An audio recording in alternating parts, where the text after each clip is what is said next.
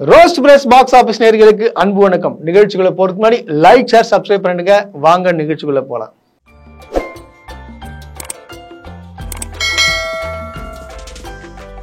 விஜய் உச்ச நடிகர் அப்படின்னு சொல்லிட்டு தானே உங்களுக்கு தெரியும். விஜயோடைய இன்னொரு முகம் உங்களுக்கு தெரியாதுல்ல, அதை உரிக்கிறது தான் எங்க வேலை.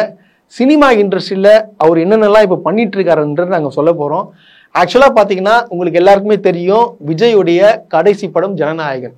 ஜனநாயகன் பார்த்தீங்கன்னா ஜனவரி 9ஆம் தேதி அஃபிஷியலாக ரிலீஸ் ஆகுதுன்னு சொல்லிட்டு எல்லாருமே சொல்லியாச்சு.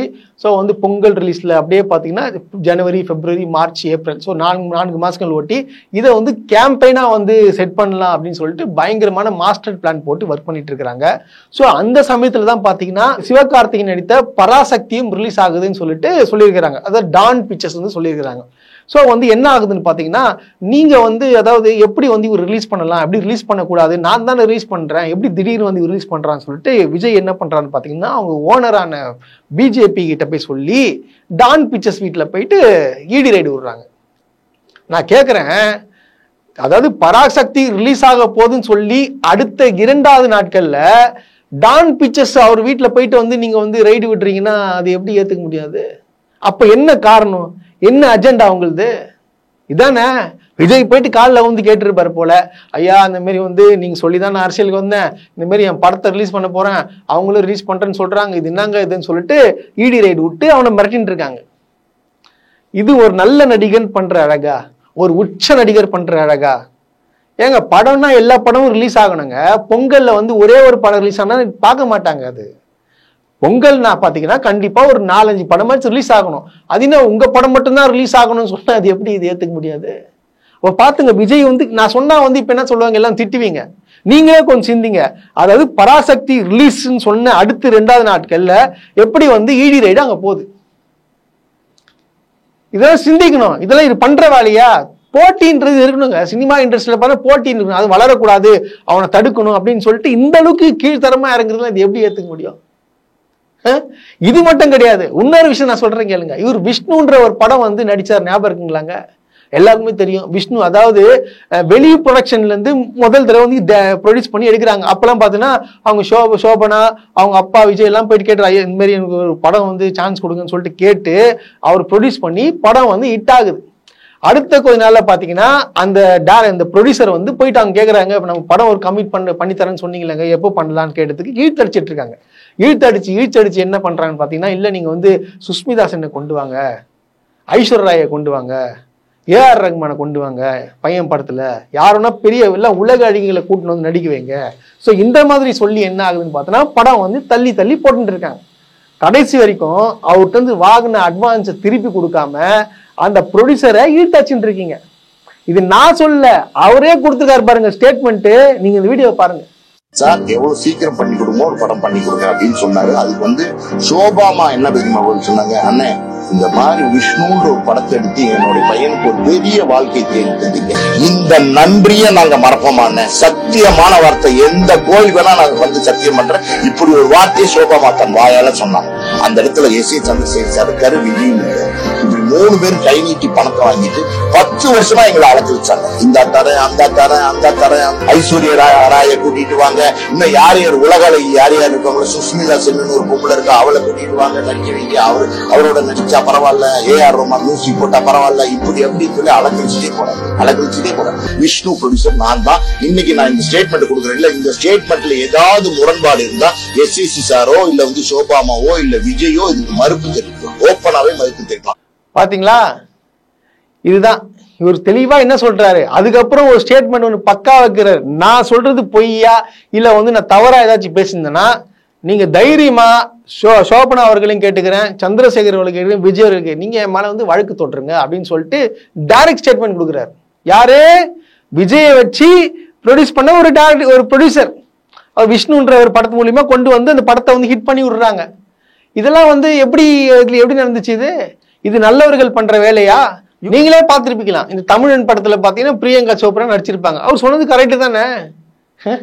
அதாவது இவர் என்னன்னா, எனக்கு வந்து நான் இவர் வளர்றதுக்காக வந்து பெரிய பெரிய ஆளுங்களை கூப்பிட்டு வந்து வச்சு நடிச்சு அந்த படத்தை பார்க்க வச்சு இவருடைய பெர்ஃபார்மன்ஸை காட்டி இந்த மாதிரி டெவலப் ஆயிட்டு இருக்காங்க. இதுதான் உண்மை. அதாவது எந்த டேரக்டர் சொல்ல விஜய் வந்து சொன்னதை கேட்டு நடிச்சுட்டு போயிடுவாரு, கதைக்குள்ள தலையிட மாட்டாங்க அப்படின்னு சொல்லிட்டு அந்த டேரக்டரை சொல்ல முடியுமா? முடியாது. ஏன்னா அவரோட தலையீடு இருக்கும். ஏன்னா எனக்கு இந்த இந்த சண்டை போடணுங்க, எனக்கு வந்து சண்டை போடணும், எனக்கு வந்து 10 ஃபைட் வேணும், நான் வந்து இது பண்ணுவேன், அங்கேருந்து இங்கே பறக்கணும் அப்படின்னு சொல்லிட்டு டேரக்டர் அதாவது கொண்டு வந்த கதையே மாற்றுவாரான் விஜய். இதுதாங்க உண்மை, இதான் ஃபேக்ட். உங்களுக்கு எல்லாருமே ஒரு படம் ஞாபகம் இருக்குன்னு நினைக்கிறேன். கௌதம் வாசுதேவ் மேனன் ஒரு படம் வந்து விஜயை வச்சு ஒரு ட்ரை பண்ணியிருப்பாரு. அதாவது துப்பறியும் சொல்லிட்டு ஒரு படம் அது வந்திருக்கும். ஆக்சுவலாக நீங்கள் உங்களுக்கு தெரிஞ்சிருக்குன்னு நினைக்கிறேன். அந்த படம் வந்து டிராப் ஆயிடுச்சு. உடனே போயிட்டு இது எடுத்துகிட்டு போய் கதையை சொன்னதுக்கு, இல்லை எனக்கு வந்து இந்த மாதிரி கடையெல்லாம் செட் ஆகாது, எனக்கு அதில் வந்து ஒரு ஸ்பெஷலான ஒரு ஃபைட் வேணும், ஒரு இன்டர்வல் பிளாக்ல வந்து ஒரு பயங்கரமான ஒரு விஷயம் வேணும், நீங்கள் வந்து ஏதாவது என்ன சிடி கொடுத்துருக்காராம், அதாவது வந்து இந்த திருப்பாச்சி சிவகாசி சிடியை கொடுத்து இந்த கதையை நீங்கள் பாருங்க, இதில் இந்த மாதிரி எனக்கு கொடுங்க, இதுதான் ஃபேன்ஸுக்கு பிடிக்கும்னு சொல்லிட்டு யார்கிட்ட சொல்லியிருக்காராம்? கௌதம் வாசுதேவ் மேனன் கிட்ட. அவர் என்ன சொல்லிட்டாராம்? ஐயா தயவு செய்து வேணா, நான் வந்து வேற எதாவது படம் வச்சுக்கிறேன்னு சொல்லிட்டு அவர் போயிட்டாராம். இது நடந்த கதைங்க, இது எல்லாருக்கும் தெரிஞ்சிருக்கும். இந்த மாதிரியான விஷயங்கள்லாம் வந்து இவர் தலையிட்டு எனக்கு இது தேவை அது தேவைன்னு சொல்லி, அதாவது இவருக்கு என்ன, இவர் படம்லாம் அவார்டு வாங்காது, சும்மா கமர்ஷியலா பாத்தீங்கன்னா எல்லா ஆடியன்ஸை பார்க்க வைக்கிறதுக்கு பண்ணுவாரா தவிர மேலெல்லாம் போகாது. நல்ல நடிகர், நல்ல ஒரு கதை அம்சத்துல கொண்டு வந்து நடிச்சாரு அப்படின்னு சொல்லிட்டு எந்த படமும் இது வரைக்கும் கிடையாது. இதுதான் விஜய். இவங்க தான் வந்து தமிழ்நாட்டுக்கு நல்லது பண்ண போறாங்களா, இல்ல தமிழ் இண்டஸ்ட்ரிக்கு ஏதாவது நல்லது பண்ணிருக்காங்களா? எதுவுமே கிடையாதுங்க. விஜயோடைய இன்னொரு முகம், ஒரிஜினல் பேஸ் இதுதான். அவர் சைலண்டா இருப்பாரு, ஆனா சைலண்ட் கில்லர்ன்றது யாருக்கு தெரியும்? இதான் உண்மை. இவங்க வந்து மத்தவங்களை குறை சொல்லிட்டு இருக்காங்க. ரெட் ஜெயிண்ட் இது பண்ணிச்சு, ரெட் ஜெயிண்ட் வாழ. நான் ஒண்ணு கேட்கிறேன், ரெட் ஜெயிண்ட் வந்து உங்களெல்லாம் மிரட்டுதுன்னு சொல்லிட்டு எதனா ஒரு ஆதாரம் உங்களால காட்ட முடியுமா? ரெட் ஜெயிண்ட் தான் வந்து ரிலீஸ் பண்ணுதுங்க, எல்லாமே ரிலீஸ் பண்ணுது. அதாவது நஷ்டம் வராம படத்தை வாங்கி ரிலீஸ் பண்றது ரெட் ஜெயிண்ட் தான். அதனால தான் எல்லாரும் ரெட் ஜெயிண்ட் கிட்ட போறாங்க. நான் கேட்கிறேன், ரெட் ஜெயிண்ட் டிஸ்ட்ரிபியூஷன் மட்டும் தான் வந்து ரிலீஸ் ஆகிட்டு இருக்கா, வேற எதுவுமே ரிலீஸ் ஆகவே இல்லையா? எல்லாரும் சிந்திக்கணும். இவங்க எல்லாமே சும்மா வந்து ஏதாச்சும் ஒன்று குறை சொல்லணுமேன்னு குறை சொல்றாங்க. விஜய் கேட்டா உச்ச நடிகர், அது பண்ணிட்டாரு இது பண்ணிட்டாரு. என்ன பண்ணாரு? எப்படி உச்ச நடிகர்னு சொல்றீங்க? சொல்லுங்க, எதனா சொல்லுங்க. ஒரு கமர்ஷியல் ஆக்டர், சண்டை போடுவாரு, டான்ஸ் ஆடுவாரு, இதை தவிர வேற என்ன பண்ணுவாரு? எதுவுமே கிடையாதுங்க. அதுல வேற அவார்டு கொடுக்கறது வேற, சண்டை வேற, இதுல வேற. சரி, விஜய் ஒரு நடிச்ச ஒரு நல்ல படம் பார்த்து கண்கலங்க வச்சு ஒரு தத்ரூபம் நடிச்ச படம் எதுனா சொல்லுங்க பார்க்கலாம். சொல்ல மாட்டீங்க. இவன் என்ன ஆனா விஜயே இது பண்ணுங்க. ஏன்னா விஜய் வந்து இந்த மாதிரியான ஆளுங்க.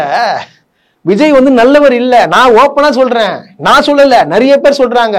இன்னும் தினமும் பாத்தீங்கன்னா ஒவ்வொருத்தரும் விஜயோட உண்மைய முகத்தை வந்து கண்டிப்பா கிழிப்பாங்க. அது வந்துட்டே இருக்கும் வீடியோவா. நாங்க வந்து தினமும் வந்து வீடியோ போட்டுட்டே தான் இருப்போம் அதை பத்தி. அதே போல இன்னொரு விஷயம் சொல்றேன் கேளுங்க. இவர் 2012 ஒரு சம்பவம் ஒன்று பண்ணியிருந்தாரு. என்னன்னு பாத்தீங்கன்னா, நீ சிறுத்தை படம் உங்களுக்கு எல்லாருக்குமே தெரியும், ரவுடி ரத்தோர்னு சொல்லிட்டு ஒரு படம் எடுத்திருந்தாங்க, ரீமேக்.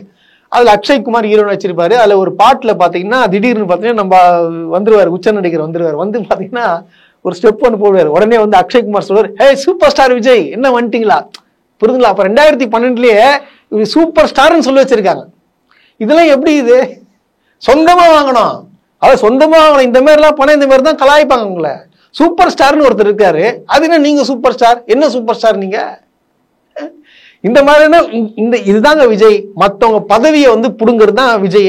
ஆக்சுவலா வந்து அவர் சொந்தமான பட்டம் யாராவது கொடுத்துருக்காங்களா? இல்ல சினிமா இண்டஸ்ட்ரி ஏதாவது வழங்குச்சா? எதுவுமே கிடையாது. மற்றவங்களுடைய பட்டத்தை மட்டுமே வைத்துக்கொண்டு இப்போ வரைக்கும் வாழறாருன்னா அதுக்கு ஒரே ஆள் யாருன்னு காட்டுனா விஜய் தான்.